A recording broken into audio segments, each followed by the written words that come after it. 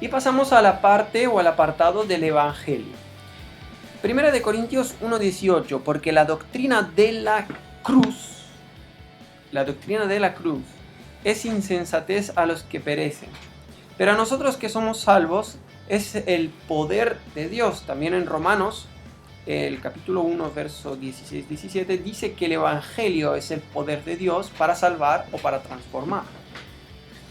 Y Primera de Corintios 15, 1 al 3 dice: además, os declaro, hermanos, el Evangelio que os he predicado, el cual también recibisteis, en el cual también perseveráis, por el cual asimismo, si retenéis la palabra que os he predicado, sois salvos, pero si no, creéis en vano. Y el verso 3: porque primeramente os he enseñado lo que asimismo recibí, que Cristo murió por nuestros pecados. Ahí está resumiendo el Evangelio. Que él mismo, el apóstol Pablo, que escribe a los Corintios, resume el Evangelio que él mismo recibió. Que Cristo murió por nuestros pecados conforme a las Escrituras, que ya lo anunciaban. Y que fue sepultado y que resucitó al tercer día conforme a las Escrituras. Y luego continúa contando la historia pero si se predica de Cristo que resucitó de los muertos, como dicen algunos entre vosotros que no hay resurrección de muertos. Es decir, ahí estaba discutiendo algunos problemas doctrinales, pero ahí queda claro que hay un solo evangelio, y el evangelio es muy simple: que Jesús murió por nuestros pecados y al tercer día resucitó. Colosenses 1, 12 al 14: con gozo dando gracias al Padre, que nos hizo aptos para participar de la herencia de los santos en luz. Con gozo dando gracias al Padre, que nos hizo aptos para participar de la herencia de los santos en luz, el cual nos ha librado de la potestad de las tinieblas y trasladado al reino de su amado Hijo, en quien tenemos redención por su sangre y el perdón de pecados. Es decir, la sangre de Jesús nos limpia de pecado, nos da herencia con el Padre y además nos traslada del reino de las tinieblas al reino de su amado Hijo. ¿Y cómo es este reino del que nos habla la Biblia? Bien, pues es un reino espiritual, que no es de este mundo. Juan 18:36: mi reino, dice Jesús, no es de este mundo. Si mi reino fuera de este mundo, mis siervos pelearían para que yo no fuera entregado a los judíos. Pero mi reino no es de aquí. Mi reino es espiritual, sobrenatural. Bien, sabemos que el reino de Dios es celestial, es espiritual, pero ¿qué características tiene? Nos vamos a Romanos 14:17. Nos dice cómo es el reino de Dios. Porque el reino de Dios no es comida ni bebida, sino justicia, paz y gozo en el Espíritu Santo. Es decir, ¿cómo alcanzamos el reino? A través de la salvación, a través del perdón de pecados, a través del sacrificio de Jesús. Pero el reino de Dios se establece en nuestras vidas a través del Espíritu Santo, que es el agente de justicia, paz y gozo de Dios en la tierra. Es decir, el reino de Dios se manifiesta en la tierra a través del Espíritu Santo, transformando nuestras vidas, operando justicia, paz y gozo en nuestras vidas. Y no somos nosotros, hijos de Dios, como veíamos antes, partícipes del reino de Dios, ciudadanos del reino de Dios y embajadores del reino de Dios.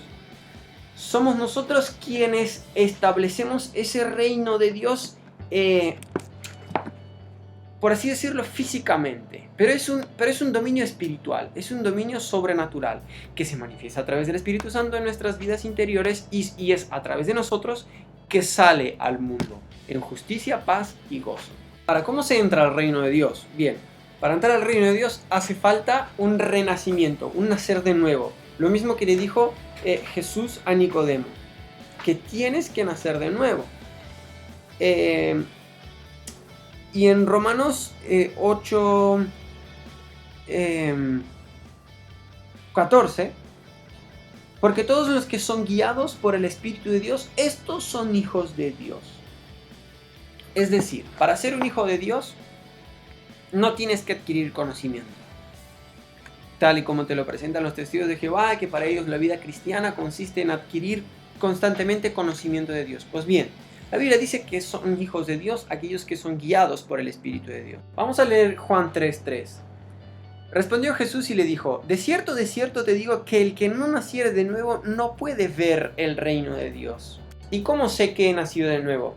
Simple, porque soy guiado por el Espíritu de Dios, porque ya no hago mi propia voluntad, sino que busco agradar al Padre y conozco la voluntad del Padre, no porque estudio mucho, no porque es un conocimiento adquirido mentalmente, sino porque obedezco al Espíritu Santo. Y eso es algo que se va aprendiendo, que es como una escalera que uno tiene que ir subiendo, escuchando su voz, leyendo su palabra, aprendiendo de él, pero sí, oyendo la voz del Espíritu Santo. Ahora, si has hablado bastantes veces con testigos de Jehová, ellos te van a decir que no todos son hijos de Dios, que hay 144.000 escogidos, ungidos, hijos de Dios, y que ellos son los únicos que pueden ir al cielo. Pues bien, vamos a ver qué dice la Biblia. ¿Cuántos realmente pueden ser hijos de Dios? Pues Juan, en capítulo 1, 12, versículo 12 dice: mas a todos los que le recibieron, se refiere a Jesús, mas a todos los que... Vamos a leer desde aquí. En el principio era el verbo, y el verbo era con Dios, y el verbo era Dios.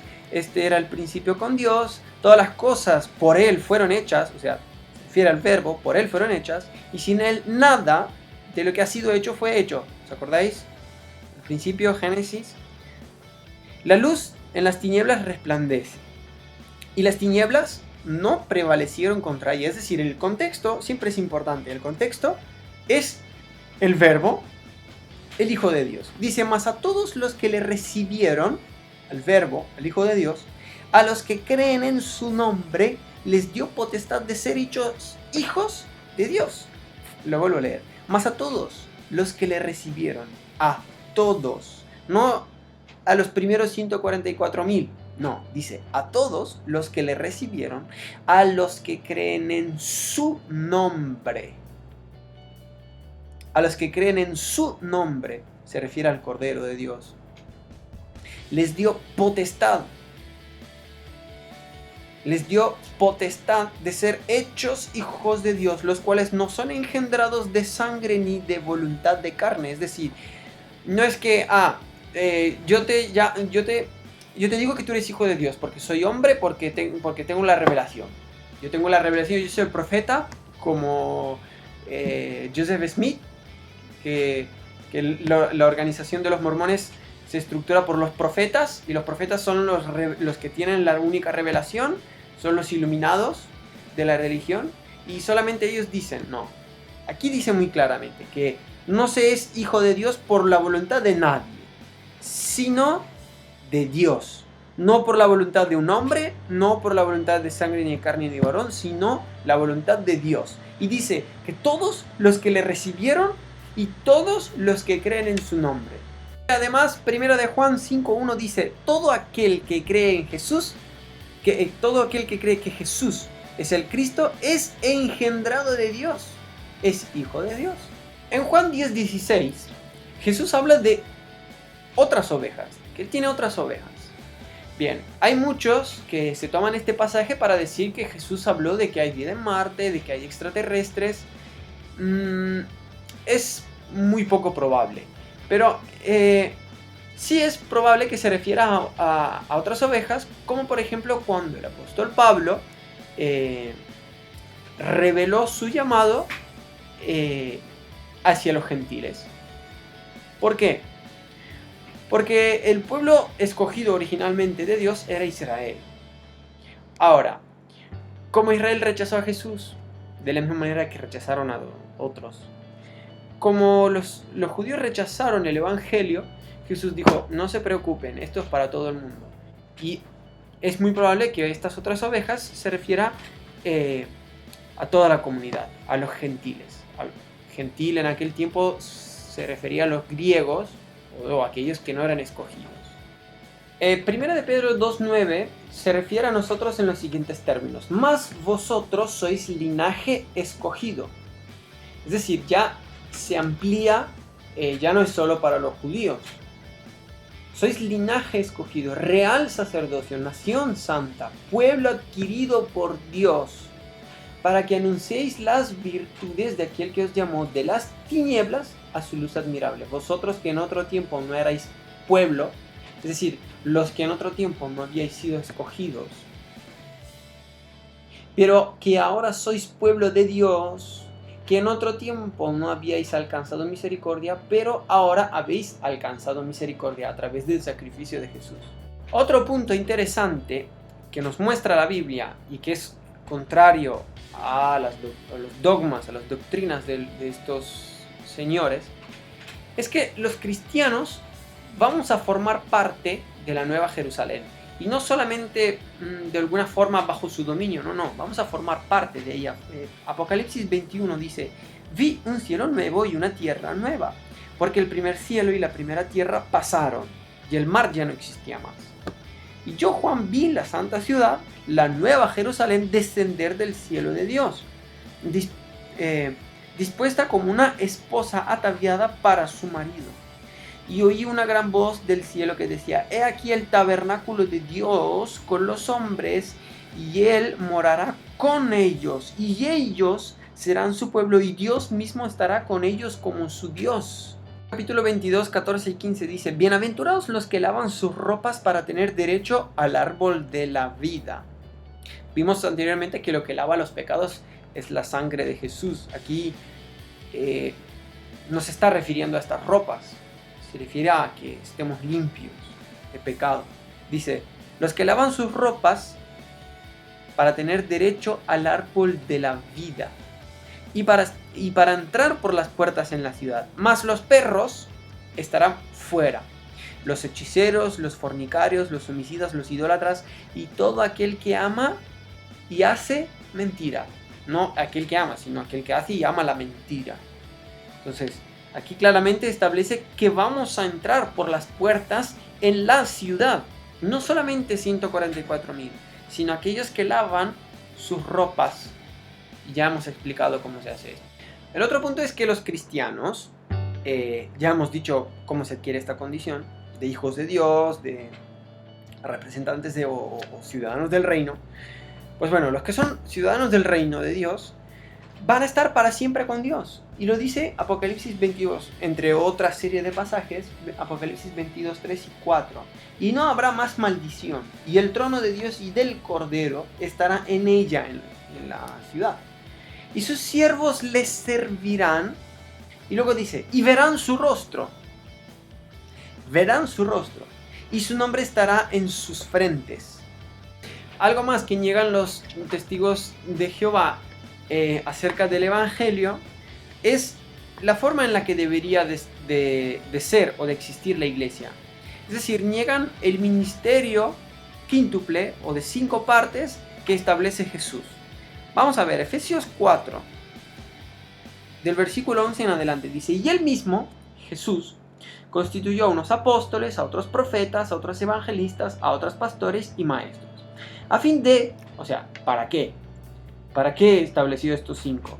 Para que perfeccionen a los santos para la obra del ministerio, para la edificación del cuerpo de Cristo, hasta que todos lleguemos a la unidad de la fe y del conocimiento del Hijo de Dios, a un varón perfecto, a la medida de la estatura de la plenitud de Cristo, para que ya no seamos niños fluctuantes, llevados por doquiera de todo viento de doctrina, por estratagema de hombres que para engañar emplean con astucia las artimañas del error, sino que siguiendo la verdad en amor, crezcamos en todo, en aquel que es la cabeza, esto es Cristo, de quien todo el cuerpo bien concertado, o sea, como un sistema, como un reloj bien armado, y unido entre sí por todas las coyunturas que se ayudan mutuamente según la actividad propia de cada miembro tiene su actividad, recibe su crecimiento para ir edificándose en amor. O sea, la ley que está por encima en el funcionamiento es el amor, pero dentro de esa ley cada uno tiene su actividad. Y para que todos hagan la obra del ministerio, existen esos 5 ministerios, esos 5 dones del Hijo, ¿sí? El apóstol, el evangelista y todo eso, que su acción es la de perfeccionar a los santos. No quiere decir que ellos son perfectos, pero sí sí tienen esa preparación, ese don específico de ser evangelista, y cada uno aporta su actividad dentro del cuerpo para que todo funcione como un sistema. Pero es que aquí dice, ¿hasta cuándo será esto? Dice, hasta que todos lleguemos a la unidad de la fe y del conocimiento del Hijo de Dios, a un varón perfecto. Y si hay algo que nos queda claro después de leer toda la Biblia, es que en la tierra, aquí en la tierra, nadie llegará a ser perfecto. Nunca nadie va a llegar a ser perfecto estando en la tierra. ¿Por qué? Porque dice la Biblia, que también lo dice Efesios, el príncipe de este mundo, ¿quién es? El diablo. Y si vivimos en un sistema corruptible, no solo políticamente, el sistema es corrupto, incluso aún tenemos esos rasgos de esa naturaleza en el alma y en el cuerpo. Es decir, necesitamos cada día ser salvos, necesitamos cada día ser transformados por el amor y por el poder de Dios. Algún pecado se nos va a escapar siempre. Por eso necesitamos lo que decía Tesalonicenses, que Dios nos guarde de la tentación, que Dios nos santifique y que Él guarde nuestro espíritu, alma y cuerpo irreprensible. Pero necesitamos de Él. Nosotros solos no podemos vivir siendo santos. Y es por eso que Jesús establece estos 5 ministerios para que ayuden a la unidad, a la perfección, al trabajo en la iglesia. Pero siempre la ley mayor es el amor. Pero ahí queda claro que estos 5 ministerios van a seguir existiendo hasta que lleguemos, aquí lo dice, hasta que seamos perfectos a la medida de la estatura de la plenitud de Cristo. Es decir, aquí no hay nadie perfecto y nos tenemos que medir según la medida de Cristo. Pero ahí están estos 5 ministerios a los que como iglesia nos tenemos que apoyar para llegar a ser como Cristo.